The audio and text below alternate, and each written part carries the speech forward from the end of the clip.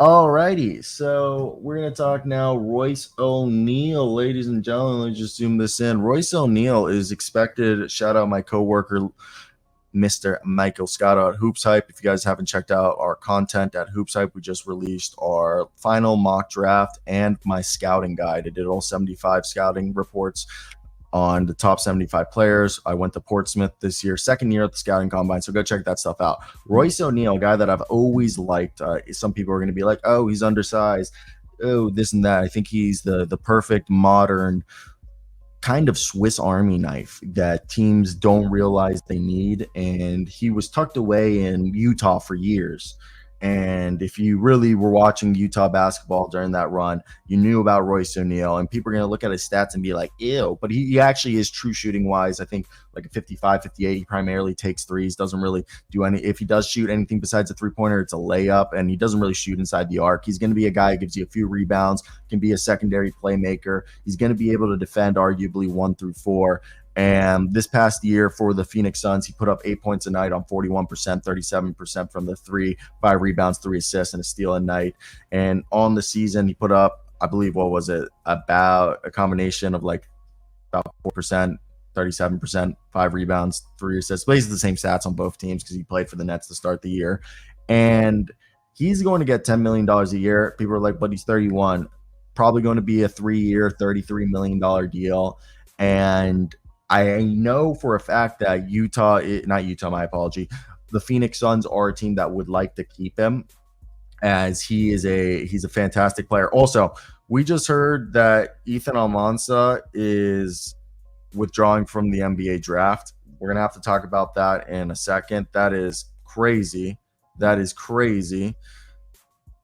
But that's going to be topic for something in a little bit because we have other things we want to talk. But Bartelstein is his agent, who is also his son is the team governor for the Phoenix Suns. So don't be surprised if he remains in Phoenix. He's projected to re-sign with the Phoenix Suns on roughly $10 million a year. They have his bird rights, so they're able to go over the cap. They'll retain him, and they need to retain him as the Suns last year with him in the rotation. He was a guy that really played a solid amount of minutes for them.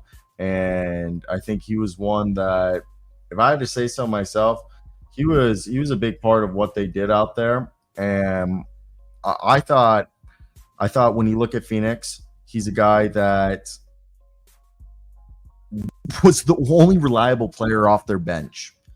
As they started, I want to say Nurkic, Durant, Allen, Booker, and Beal when healthy.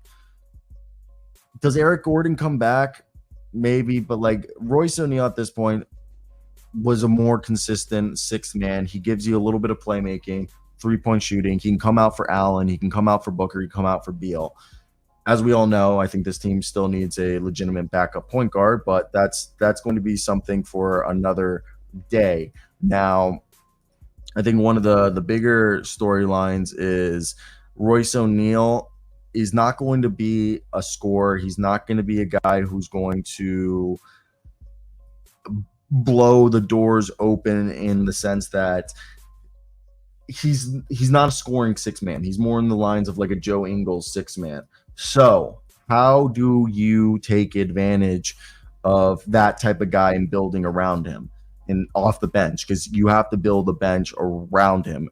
I think you need to get shot creators. Keeping Eric Gordon would be huge. Now, outside of that, Eric Gordon, you have, I guess you want to say outside of Eric Gordon, you would have Royce O'Neale staying. Does Josh, I just don't care for Josh Okogie to say, they're saying Bull's there. Sure. Let's get a backup big. They want another big. We've talked about it always. Daniel Tice, Andre Drummond, Mason Plumlee, sure, go ahead there. Bull's your forward. Royce O'Neale plays the other wing spots. Eric Gordon's your combo guard. Now you need like a true point guard, either off the bench or somebody.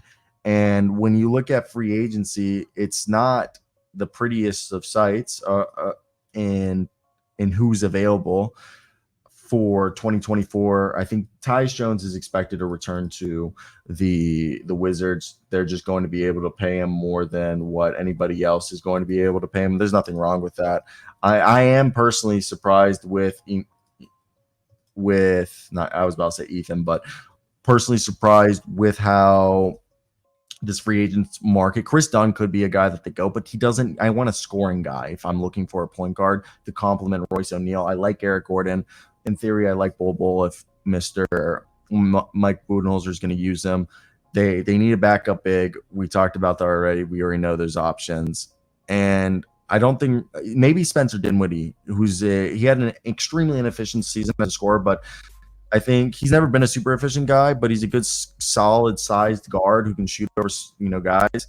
He's a guy that you can. His 3-point shot was freaking terrible. I mean,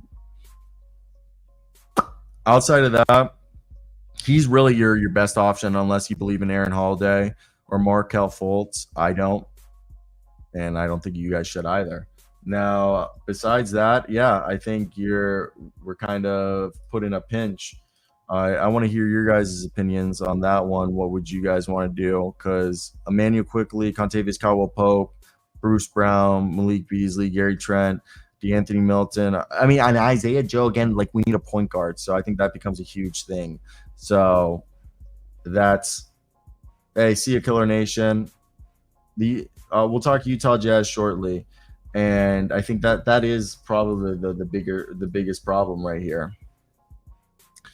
Now, let's go ahead and switch it.